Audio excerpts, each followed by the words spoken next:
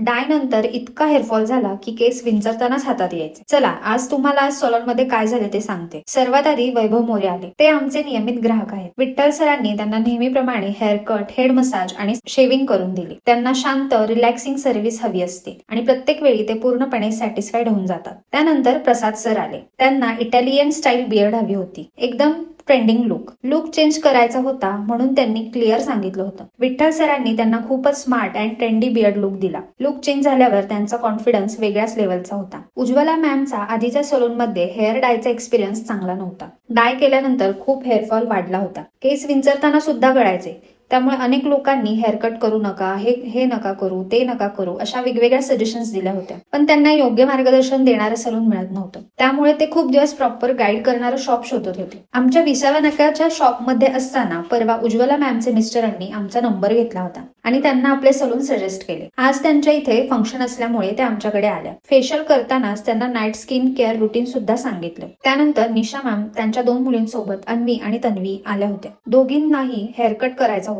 कारण त्यांना अलिबागला ट्रिपला जायचं होतं. दोघींचे हेअरकट खूपच क्यूट आणि नीट झाले. मॅमना त्यांच्या मुलींचे हेअरकट इतके आवडले की त्यांनी स्वतःचाही हेअरकट आमच्याकडे करून घेतला. त्यानंतर गजानन सर आले. ते दर महिन्याला कलर करतात कारण ते ऑफिसला जातात आणि त्यांना ग्रूमिंग मेंटेन ठेवणं गरजेचं असतं. विठ्ठल सरांनी त्यांचा कलर अगदी नीटली अँड प्रोफेशनली केला.